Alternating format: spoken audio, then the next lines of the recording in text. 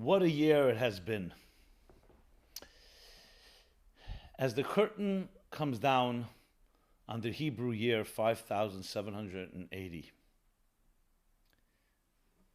how do we look at this past year, the upheavals, the disruptions? Practically every sector of life has been upended and destabilized in some way. And what can we look forward to in the next year? We've been around. This will be the 5781st Rosh Hashanah. What can it teach us?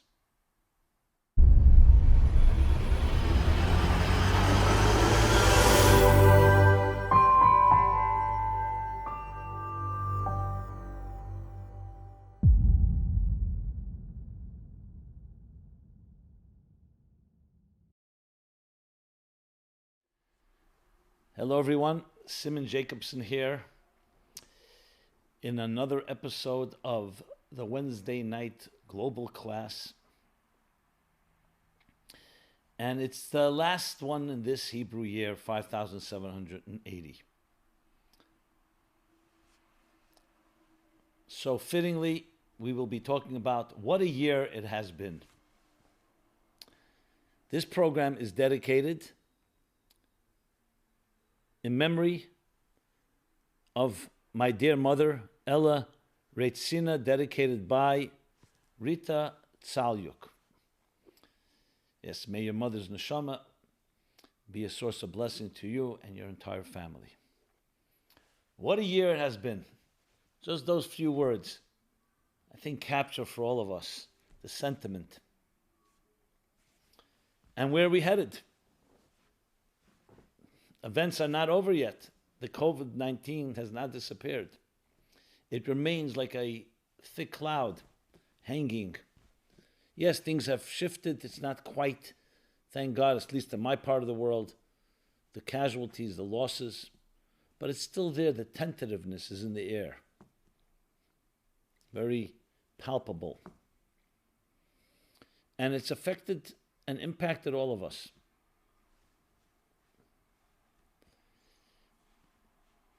As you know, the approach I've been taking, the way I've been trained from the beginning, I remember back in March, was that there are two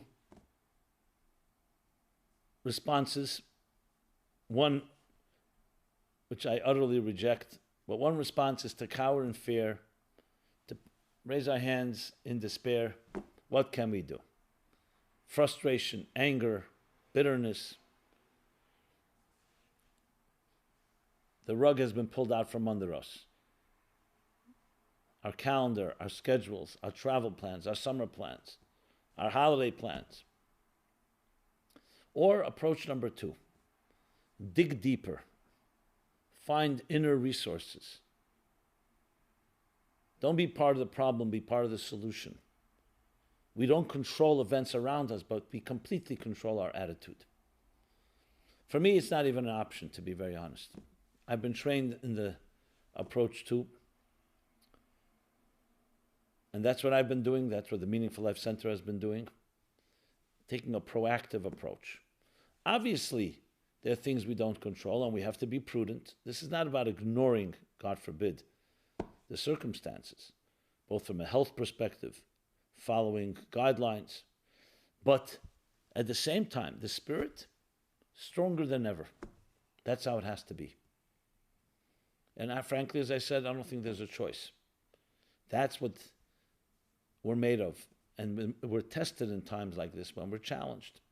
You don't know how strong a tea bag is until you put it into hot water. So when we look at this past year, what a year it's been, we can look at it from the perspective of a very negative one, or we can look at it as an unprecedented opportunity for growth, for discovering our inner resources and our strengths. Let's talk about that a bit more in ways that we can enter this new year. And when I say new year, though it's a Hebrew Jewish new year, it's really a new year for all of us because Rosh Hashanah is the celebration of the birthday of the human race, the entire human race. So what better time to discuss and take an accounting, a soul search, and introspection into what humans are made of? Because this is a time in history that will forever be remembered. What did the human spirit do? Did we rise to the occasion? So let's start with that. Birthday of a person is a day of accounting, a day when you evaluate, you look back at your life, the last year, what has happened, what mistakes were made, what I could repair, how could I improve for the next year. Rosh Hashanah is that collective accountability. But collective as each one as individuals. We don't just do it as a group. Because it is the day when God decided to put you and I on this earth with a vote of confidence and a mission and a calling to transform, refine, and elevate material life into a more transcendent and spiritual environment. And no matter what comes our way, positive, negative, challenges, it's all part of that mission. Everything is part of our mission. When you think of it from a mission-oriented approach, instead of a event-oriented one, everything takes on a different meaning. Mission, okay, what is the overriding mission? The mission will have many chapters. Think of it like a book. A full book with many chapters, and many ups and downs, and many twists and turns. All part of the mission. So yes, this pandemic, this COVID-19, this lockdown, and all its implications, is part of our traveling through it, is part of the mission that we have.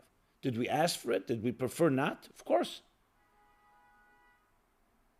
So when you think of it that way, the mission doesn't stop because, let's say, you can't go to your workplace, or because you can't go to a restaurant, or you can't even on a religious end go to a synagogue on Rosh Hashanah. The mission continues. The mission is the mere fact that you exist. Mere fact that existence exists means there's a mission. These are just variations. And of course, as I said, there are more comfortable scenarios when we're more in our comfort zones and things are simpler. We can rely on our conventional, whatever that means, routines, security blankets. But the mission continues even when there's a setback, even when there's a loss, even when there's a death, God forbid, even when there's a global disruption. That's how Rosh Hashanah reframes everything in life. So whatever we've gone through, Rosh Hashanah says, okay, let's stop for a moment. Here's a day, 2 days actually, coming this Friday night. So it'll be Saturday and Sunday this year, Rosh Hashanah. Let's reframe. Let's revisit, and look back at the months behind us, and look ahead to the months before us. So what do we see? If you see moments, fragmented events and moments, you see some really bad ones. You see deaths, health challenges, economic challenges, jobs lost, a lot of security in question. When you think mission-oriented, which is a Rosh Hashanah way of looking at things through the lens of mission, what is the mission in all of it? What was the purpose in my life to have to go through this experience? And what did I do in response? And that is totally in our control. Events are the things that happen. As I always use the analogy of the difference between a good swimmer and a bad swimmer. When a storm strikes at sea, the swimmer who's not experienced, what will he do or she do?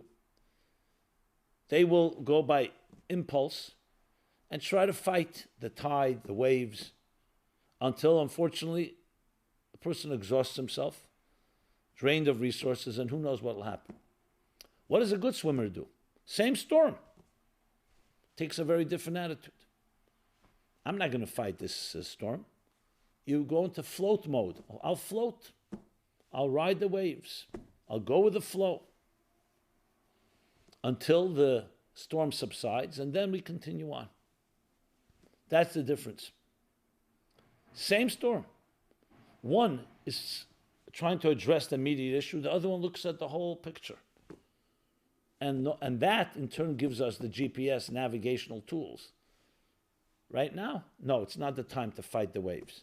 It's not the time to fight and ignore the COVID virus and be reckless. Be prudent, be careful. As far as the human spirit goes, it's the same swimmer, the one that's floating or the one that's swimming forward. During a storm or not a storm, it's the same swimmer. Now, I know it sounds good on paper and in words. It's easier said than done, absolutely. But that doesn't mean it shouldn't be said.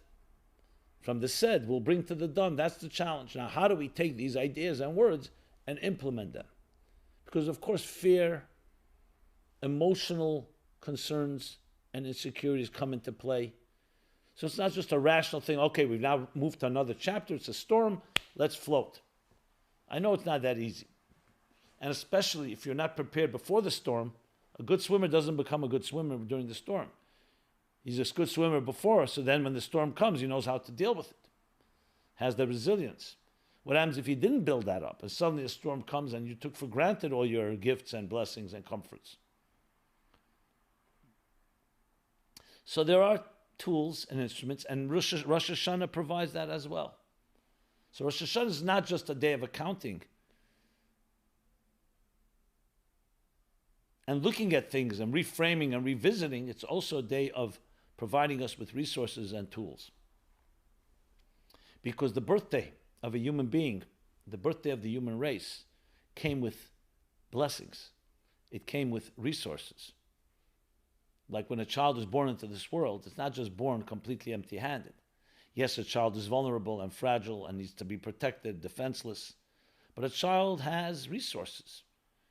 At early age, those resources are about survival. The child knows when to cry for food or when it's uncomfortable.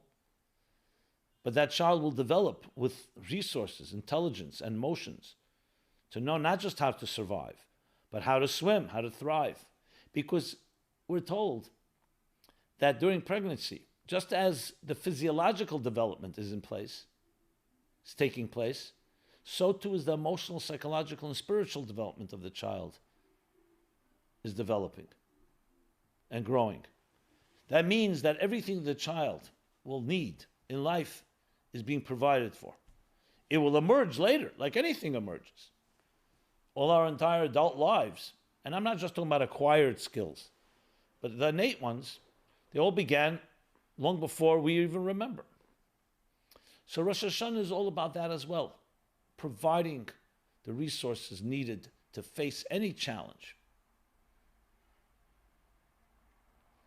So I would divide it so far what was said, sum up what was said into two. One is the general attitude to look through the eyes of Rosh Hashanah, through the lens, mission-oriented, vision-oriented, big picture-oriented, rather than fragmented pieces, looking at the piece, looking at the picture, which means a mission-driven life, a mission-centric life, as opposed to a moment-by-moment life, a proactive centric versus reactive. So that's the general principle. And second is to look at what are the resources necessary and how do we access and find them to deal with whatever has come and whatever will come. Which brings me to another theme in Rosh Hashanah. It's an extension of theme number one, the birthday of the human race, and that is our value, our indispensable value. Because if a person does not believe in himself or herself, it's very hard to deal with any situation, let alone a challenging one. Back to the good swimmer, he or she has confidence in himself, herself. And that's why they have a certain composure and a certain peace of mind, even in the storm. Obviously, you're vigilant and you do what has to be done, but at the same time, you maintain that presence of mind and heart to now go into float mode or to go with the flow. So to be able to have that type of approach, you have to have inner confidence that you're capable. This is such an important lesson in life. How many of us have all the resources we need and all the tools, but we don't believe in ourselves? You could have everything, but if you don't have confidence, you give up. You see this, is just to use a simple example. I just finished the US Open sports. Athletes, top athletes, brilliant, geniuses, blessed with such gifts, number one players. And even without an injury, they can suddenly get into a funk and not believe that they can win. Someone gets into their head. Something gets into their head. Good coaches have to contend with that. So how much of it is psychological? Obviously, psychological without the skills is quite limited. But what are the skills without the psychological mindset? If you don't feel you can be victorious, there's something going to be lacking. What comes with experience? These are the intangibles that are hard to define in terms of pure muscle power, brain power. It's attitudes.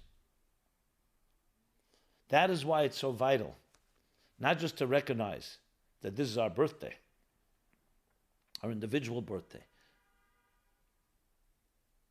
and that we have the resources, but also to believe in it, which brings us to the point of understanding the value of your life. Now, why do so many people question that? Why do they question their inherent value? Shouldn't the natural ego of a person feel that they are important? And yet we see so much insecurity in our world. And at the same time, you see so much arrogance and ego. So how do they go together? Well, my friends, arrogance and ego is not a sign of self-esteem necessarily. As a matter of fact, very insecure people have to put up the bluster of ego and arrogance to conceal their deep insecurities. It's like I remember someone was heckling me, I should say. No names, there's nothing negative, I have no bad feelings, but it was making me crazy. And I don't know what he wanted. It was not even it was not even an argument, it was just somebody So I asked a friend of his, so I said to the fellow, we were at a meeting, a meal, and he was like not letting go. The meal was becoming very uncomfortable. He had nothing personal with me. Some ideas he didn't agree with. Not even relevant what they were. I don't even remember what they were. Theological stuff. And so I said to him, okay, let's get together tomorrow, you and I. We don't have to get everybody involved in this. Fine. But before I met with him, I just wanted to get to know what it is. So I asked a friend of his, what's the story with this guy? He seems to have a lot of anger. I don't know what his issues were. So he says he hides his ignorance with his arrogance. Interesting way of putting it. Unfortunately, that is one of the things people do. So the question, however, still remains. Why should people have that insecurity? Why should they not feel absolutely valuable? We have God's vote of confidence. Mere fact you were born and given resources, given skills, given talents, abilities. So, of course, the usual suspect is parents. Our early childhood, our early formative years, whether at home or in school, when we're criticized, when we're invalidated, when we are hurt. Again and again, the natural confidence that any person would have, any child would have in life gets beat out of us. I won't say it's stolen from us, but it goes on in concealment, undercover. That's the most obvious cause. There could be other things as well. People go through traumas, losses, and if they don't have someone there with them to hold their hand, they begin to project there's something the matter with me. We begin to identify with our experiences to the point that we become our experience. So if there was a loss, that means I am a losing person. I suffered, I'm a sufferer. And we're not able to distinguish between what happened to you and who you are. Comes Rosh Hashanah and says, just as we're reframing life circumstances, we're also reframing the very you. And what is that?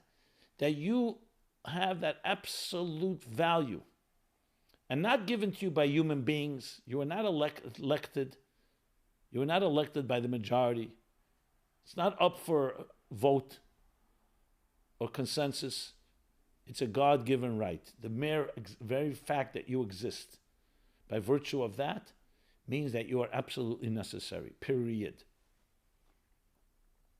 That's a big declaration. That's a big statement. And I would say it's one that we need all the time. We need validated and affirmed every day. And we do get it validated every day. Every morning, it's a mini Rosh Hashanah. We say, Moda Ani, I thank you for returning my soul to me. It's essentially validating that point. But Rosh Hashanah is on an annual basis.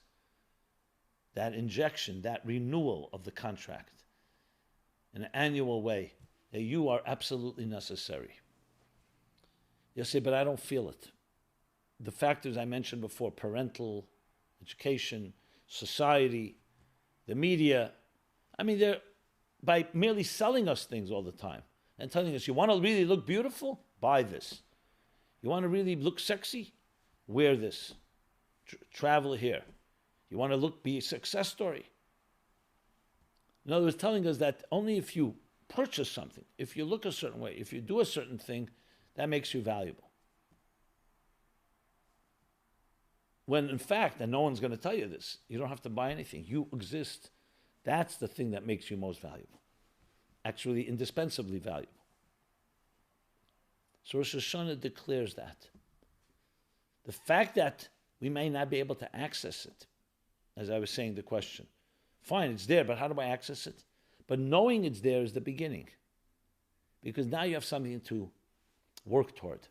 Now, how do I get rid of, or how do I mitigate, how do I eliminate or weaken the negative self-image and low self-esteem and lack of confidence?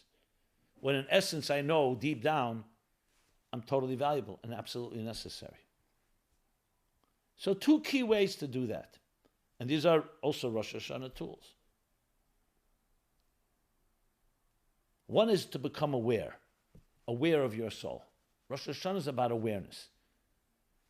We sound the shofar this year on Sunday because of the first day being Shabbos. What is the shofar? It's a call. The call of the shofar. It's a cry. It's a cry of the soul. It's awareness. It's a wake-up call. It's a pure sound instrument that's meant to mirror your inner cry. Be aware.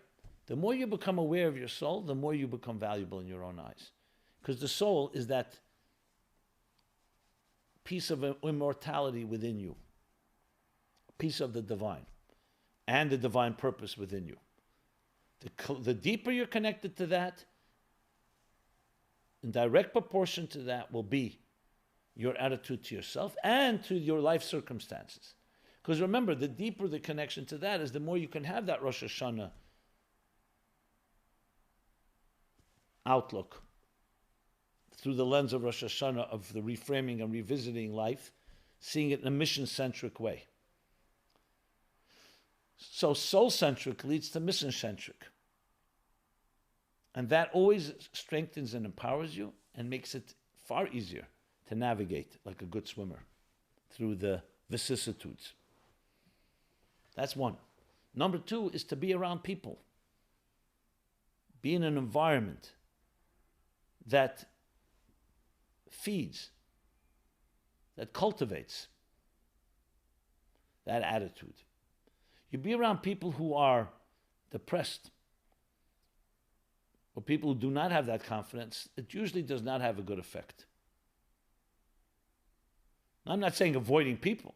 I'm saying surround yourself with individuals, whether you can do so physically today or do so spiritually or do it online, that have that proactive, not reactive, proactive, soul-centric, mission-centric approach to life. Participate, join with them in a project, an activity. We have impact on each other.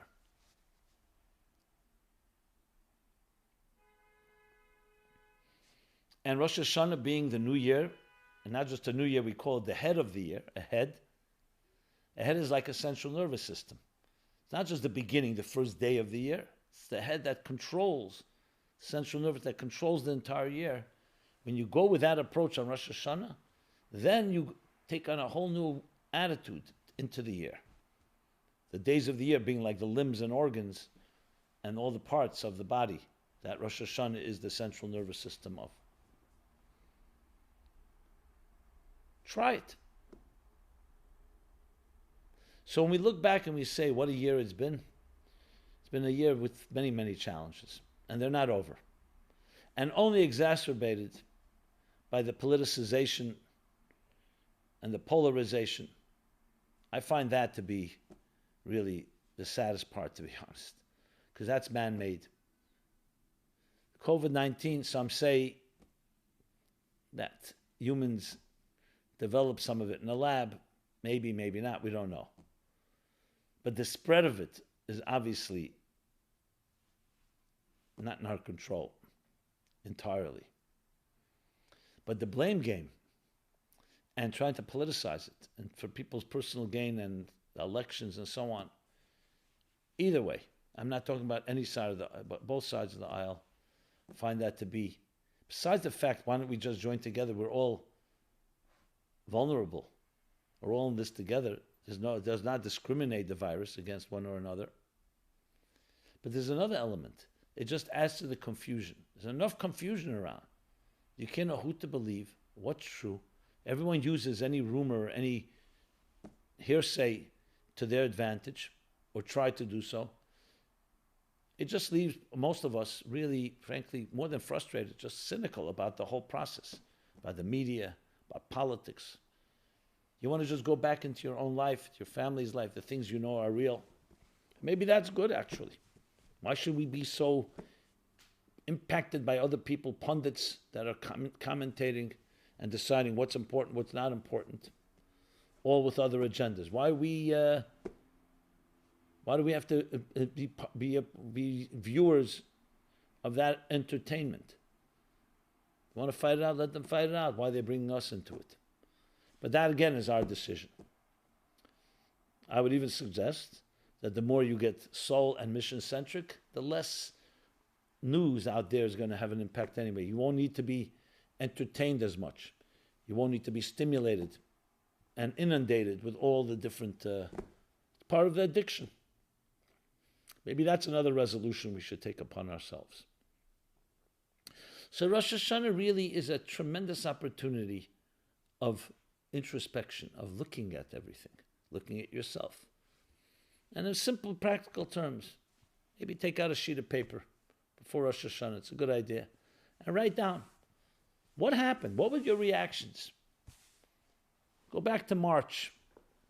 Before March, February, I don't know how many people. I mean, it was beginning to make some news, but not yet. Whenever it began to become a factor in your life. So make a piece of sheet of paper, March, April, May, June, July, August, September, October. Well, we're not yet in October. And say, what happened in these months? My attitude. How did it shift? What impact did it have on my personal life, on my business life, on my leisure? It's a good way to really put things into context.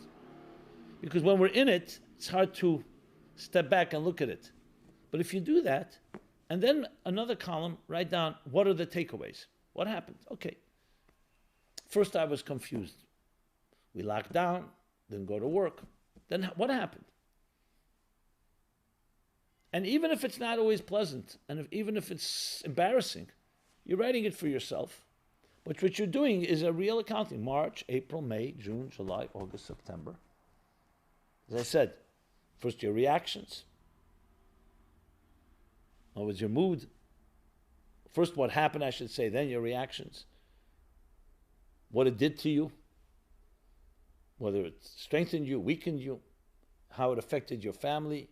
I'm going over your business, your personal life, leisure life, travel plans, and so on. And takeaways. I assure you, if you do that, you can then say, okay, this could have been done better. I'm going now into the next month, into the new year. Let's take a little different approach. This worked pretty well. Maybe I can maintain this. But above all, and this is where you want to go, move on to the mission-centric, soul-centric approach. Ask that question. So looking back at these months, what was the mission in it all? What should it have elicited from me? And the answer should be something like, it brought out deeper strengths, my talents, my skills, my innovation, my ingenuity, to do things differently, to be kinder, gentler, to make a deeper connection with my spouse, with my children, my grandchildren. I made up, asked forgiveness, or was asked forgiveness with people I haven't spoken to in a while, mended fences, and in general became a kinder person, offered to volunteer, shared beautiful words with others, inspiring words, joined classes and meetings. And if you haven't done that, now's the time to begin. Or if you have, to intensify. Deliberately, live deliberately. Do not live in a way, circumstances, oh, that's what happened, I reacted. Proactive, deliberate plans. And think mission-oriented, soul-oriented. What can I and should I do? You can't imagine how empowering that will be. And empowerment breeds empowerment. Behave in an empowering way, in a proactive way, and you become more and more proactive. That's how it is. So we have ourselves an unbelievable opportunity. Now you say, well, I'm so down by things that have happened. I lost my job. I can't even see myself focusing and being able to do this. Well, this is the challenge. I will tell you, to bring yet another Rosh Hashanah theme in, Rosh Hashanah, a new unprecedented energy enters into existence and into your life, one that never was here before. So you're not alone. You are right now, new energy is being downloaded, it's like a transfusion into you. But you have to be receptive to it. If you're going to take the attitude that life circumstances are too difficult, and my heart's with you. I'm not suggesting that, let's just minimize that. But the way to fight it is to recognize that you have also positive strengths that are being given to you. For every challenge, you also have a package of strengths. And it would be sad, worse than sad, it would be a tragedy if you didn't access the strengths that you have that can help counter the negative. Someone said, one of the Hasidic Rebbe says that people say, if I was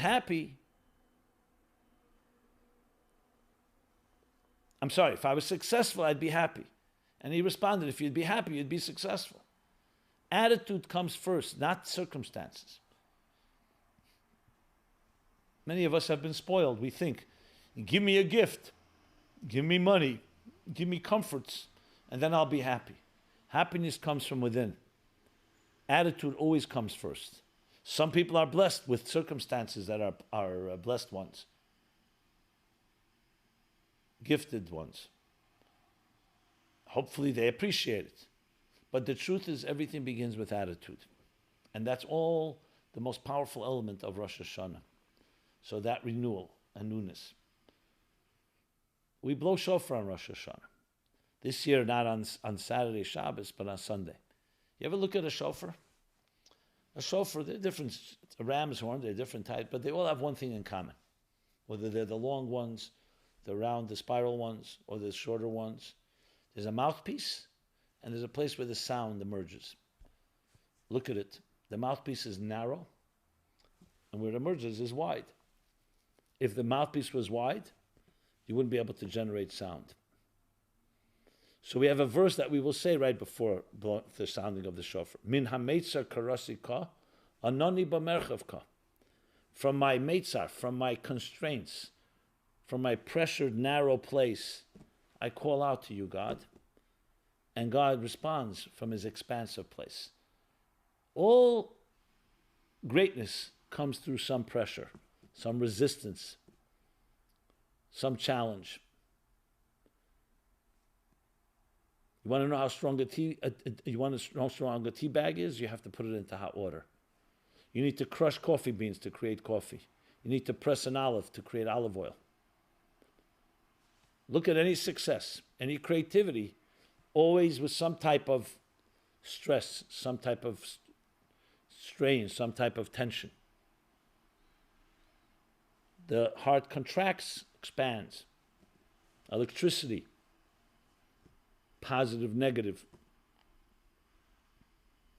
The more the resistance, the more the capacity and potential for growth.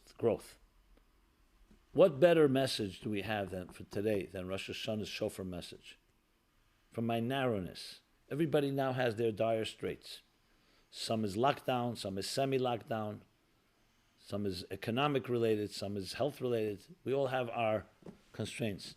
So either you just live there and say, okay, that's too bad, and you lick your wounds, or you sound the call, the clarion, and allow the sound to emerge because you blow through it, and from the other side comes out this expansive sound. So if you want to visualize it, when we feel pressured, we can either just crouch, roll up, or we cry out and then an expansive sound comes out and we get an expansive response. This, my friends, is the approach that Rosh Hashanah teaches us in looking at our life circumstances. So, what a year it's been, yes. But the question is, what a year will it be? And the answer we have in our control. We cannot, again, control what will happen technically, but our attitude. If we can take what we've learned in that accounting I shared earlier, March, April, where you lay it out, we can learn from that to be more vision and mission-centric, more soul-centric, more proactive. There's no question that this year will be a blessed year beyond any expectations. And yes, we turn to God and say, get rid of and eradicate this virus once and for all. And we as humans will do whatever we can to create the vaccines. But there's so much in our control, especially to not get politicized, to not get polarized, to not turn this all into personal battles that are unnecessary, to focus on the most important thing, your soul's mission in this world. That's what Rosh Hashanah reminds us. That's its wake-up call. And thank God that we have a new year, new opportunities, new possibilities, that we're not trapped in the past, and that a new energy will enter into existence, unprecedented energy, and into our lives, that will give us the ability to transform uncertainty into clarity, upheaval into transition to a new world order, to a higher state of consciousness, and the constraints into personal and global redemption. Shana Tova to all, to you individually, a blessed and healthy year, and not just healthy, stronger through these challenges, a year of personal and global redemption. It's been Rabbi Jacobson in this final talk of this Hebrew year 5780. MeaningfulLife.com, where you can find a full schedule of events and programs, really for all people of all backgrounds and all interests, as well as other materials, audio, video, text, short, long. Please take advantage and please reciprocate. Please share your thoughts, your feedback, comments. Share with friends, pay it forward. And yes, it's a custom as we go into the new year to make charitable contributions in honor of ourselves and our loved ones, including memory of any of our ones that have passed on. We have special Yizkor virtual memorial wall. And I encourage you to be generous. Just go to meaningfullife.com/donate and to help us continue our important work. It's a real honor to be with you, to partner with you, to be together on this glorious journey in this historic time. Thank you so much. This program is brought to you by the Meaningful Life Center. Please help us continue our programs. Make even a small contribution at meaningfullife.com/donate.